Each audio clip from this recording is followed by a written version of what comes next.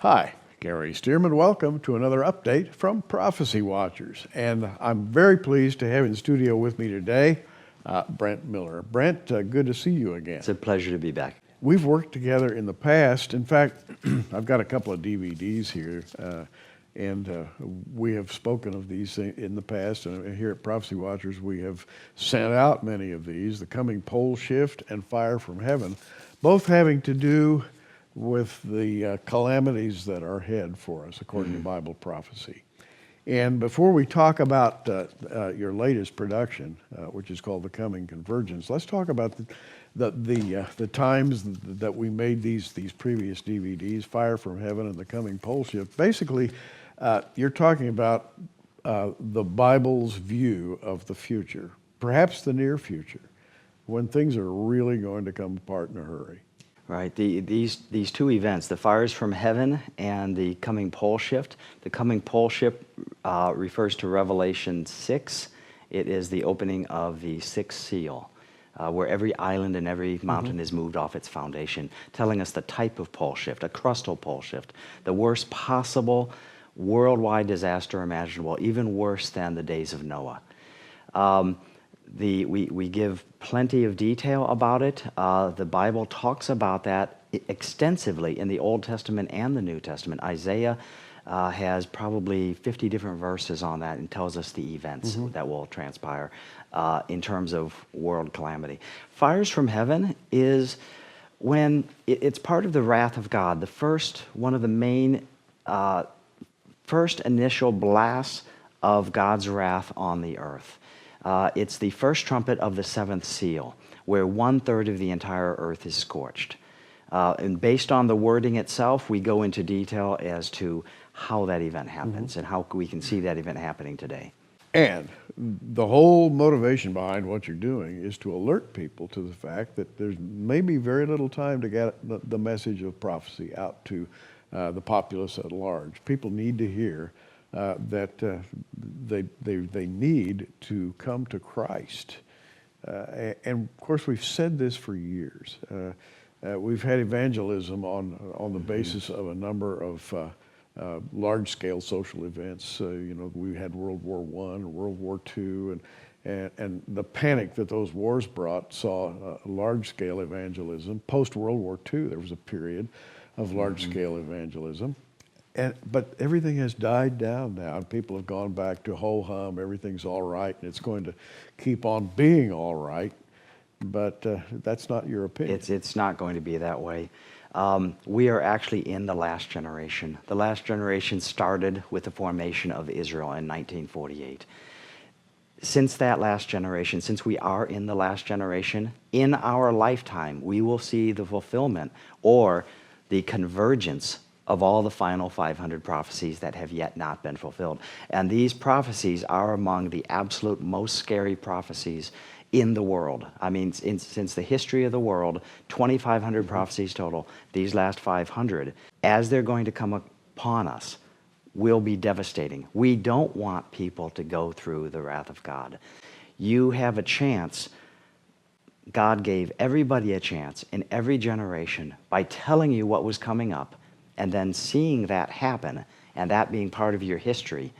So you can research the history of the last 2,000 prophecies being fulfilled in exact detail, so that you know this remaining 500 prophecies will be fulfilled. But if that isn't good enough, the coming convergence, these prophecies refer to a framework of the earth, of how it will come together in forming a global cooperative religious state, global cooperative economic state, and global cooperative political state. And we can see these frameworks happening. They have been in the works, and they're happening right underneath our very eyes. So you take this concept that conspiracy theorists say, New World Order, as if there's going to be suddenly one day we wake up and everything's changed.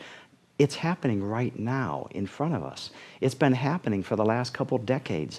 The world is restructuring itself so that there will be a single political faction, which will be eventually controlled by what the Bible refers to as the Assyrian or the Antichrist, as most people know him.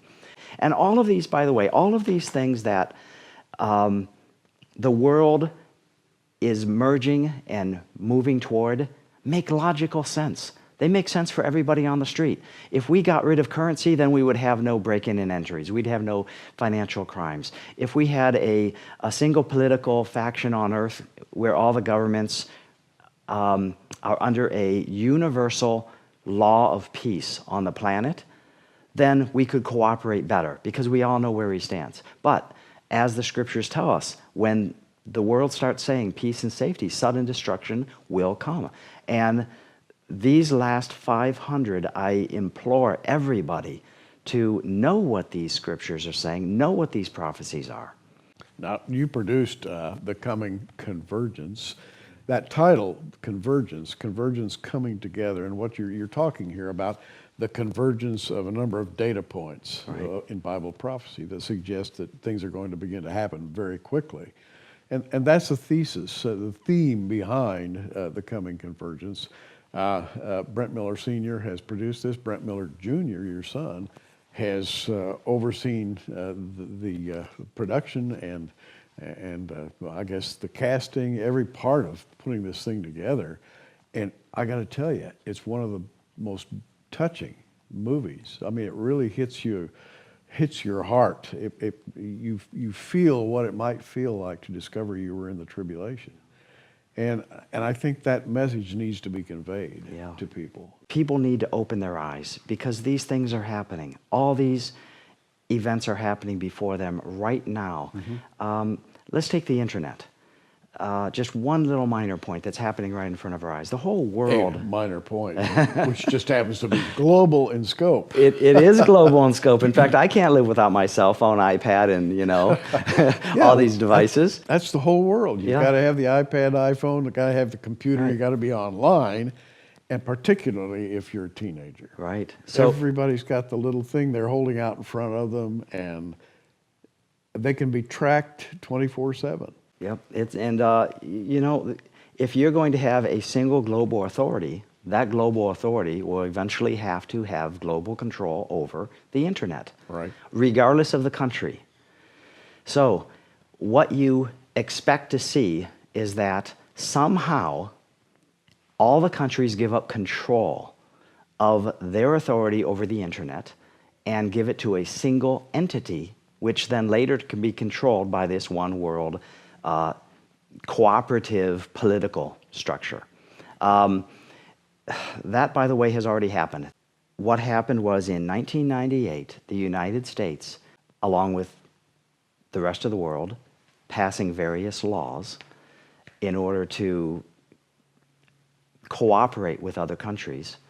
That's a good word, cooperate. Cooperate. The Department of they created a time frame by which ICANN would take control over all the DNS, literally hand over the control from the United States to ICANN, a privatized company.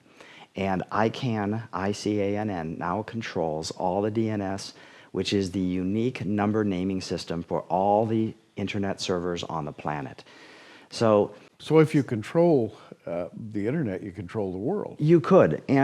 And see, that's just one step that people don't understand that is such a vital step. For instance, censorship makes it that much easier. Legally, all you have to do now is tell this one company, for the purpose of tolerance and safety, a key word here, safety, you shouldn't be saying that in your blog, so I'm going to censor that. The United States government can no longer now say, oh, you have the right of free speech because our Constitution says that. No, because we're doing that blog on the internet, which is no longer under the control of the United States, nor its Constitution. So in essence, we're already merging into this one world cooperative. And when that government. happened, this is the thing that I'm listening to you, when that thing happened, there was no great fanfare. No, not at all. No news release. If you weren't reading the back pages of a newspaper or the fine print on the internet, you'd never even know it happened. But then you'd also have to understand, even if you read it, what it meant. Yeah, that's true. You know, right. Very And so now we're already seeing, after this event happened, we're now seeing rumblings of various statements happening around the world. Facebook is shutting down sites, YouTube is shutting down sites, because you're saying things that they don't want you to say. A new buzzword is fake news. Well, who's to define what is news is real and what is fake? Well, Google and Yahoo have already cooperatively said that they will remove fake news. In the future, I see that this type of control would be used very, very readily and quickly to eliminate what governments would define as hate speech. Well, what defines hate speech? Remember, it's a worldwide system, all religions.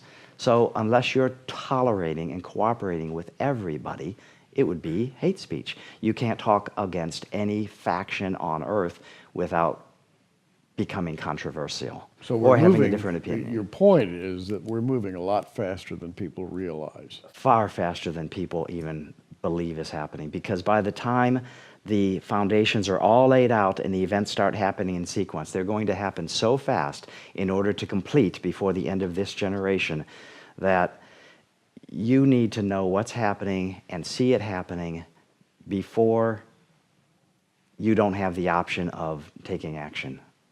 And you can see what happens in the coming convergence. And by the way, that's very stark production, very emotional. It's based upon biblical fact, the facts of Bible prophecy.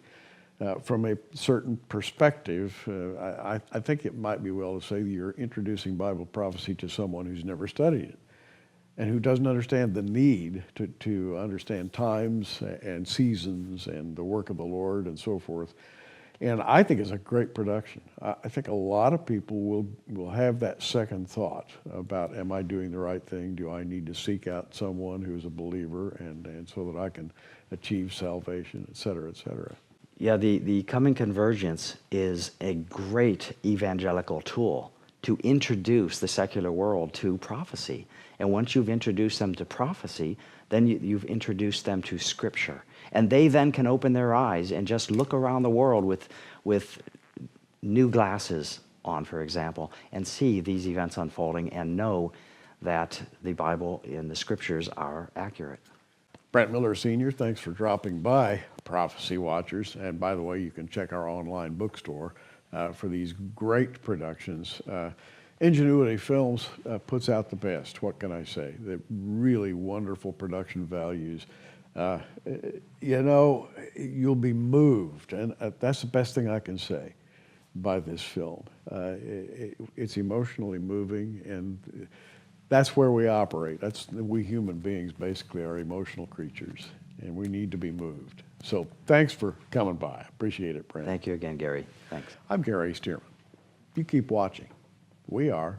Thanks for joining us on Prophecy Watchers. You can find us on the web at prophecywatchers.com, where you can sign up for our free email newsletter, or follow us at facebook.com/prophecywatchers. In the meantime, keep watching, everybody, and we'll see you soon.